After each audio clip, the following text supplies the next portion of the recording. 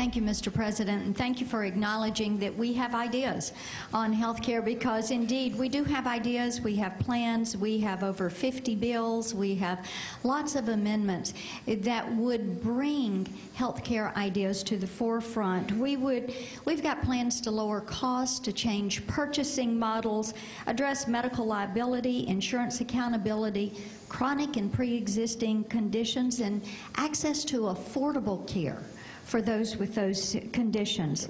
Insurance portability, expanded access, but not doing it with creating more government, more bureaucracy, and more cost for the American taxpayer.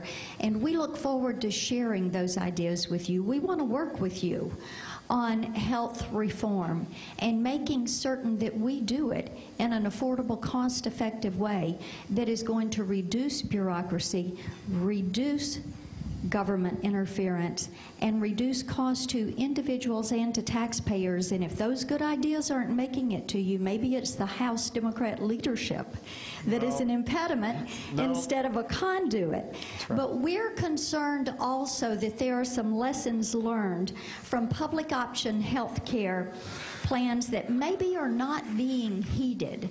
And certainly in my state of Tennessee, we were the test case for public option health care in 1994.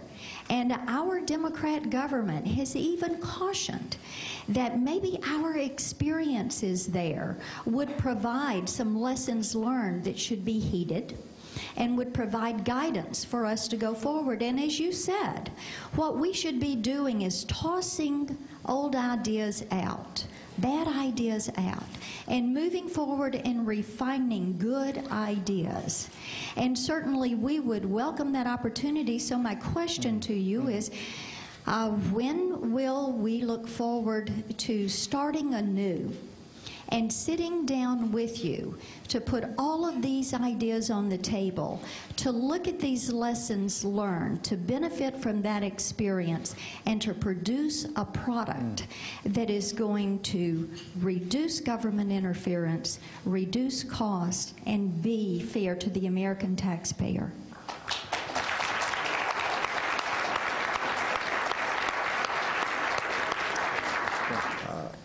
Actually, I've gotten many of your ideas. I've taken a look at them, even before I was handed this.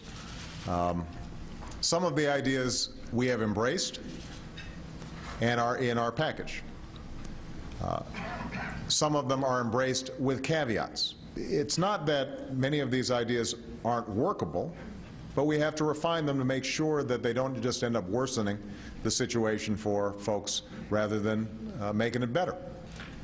Now, what I said at the State of the Union is what I still believe. If you can show me,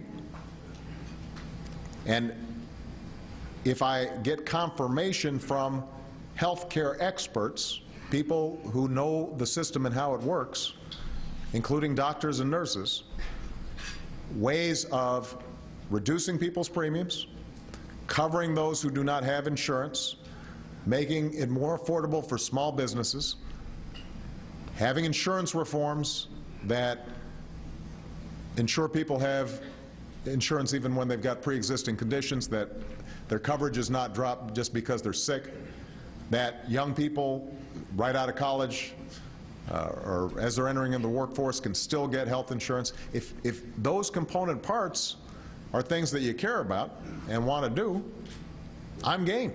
At its core, if you look at the basic proposal that we put forward, that has an exchange so that businesses and the self-employed can buy into a pool and can get bargaining power the same way big companies do. The insurance reforms that I've already discussed, making sure that there's choice and competition for those who don't have health insurance. The component parts of this thing are pretty similar to what Howard Baker, Bob Dole, and Tom Daschle proposed at the beginning of this debate last year. Now, you may not agree with Bob Dole and Howard Baker, and certainly you don't agree with Tom Daschle on much, but that's not a radical bunch. But if you were to listen to the debate, and frankly how some of you went after this bill, you'd think that this thing was some Bolshevik plot. No, I mean that's how you guys presented it. And so I'm thinking to myself, well, how is it that a plan that is pretty centrist? No, look, I mean, I'm just saying, I know you guys disagree, but if you look at the facts of this bill, most independent observers would say this is actually what many Republicans, it is similar to what many Republicans proposed to Bill Clinton when he was doing his debate on health care. So all I'm saying is we've got to close the gap a little bit between the rhetoric and the reality. I'm not suggesting that we're going to agree on everything, whether it's on health care or energy or what have you. But if the way these issues are being presented by the Republicans is that this is some wild-eyed plot to impose huge government in every aspect of our lives, what happens is you guys then don't have a lot of room to negotiate with me. I mean, the fact of the matter is that many of you, if you voted with the administration on something, are politically vulnerable in your own base, in your own party. You've given yourselves very little room to work in a bipartisan fashion because what you've been telling your constituents is this guy's doing all kinds of crazy stuff that's going to destroy America. And I would just say that we have to think about tone. It's not just on your side, by the way.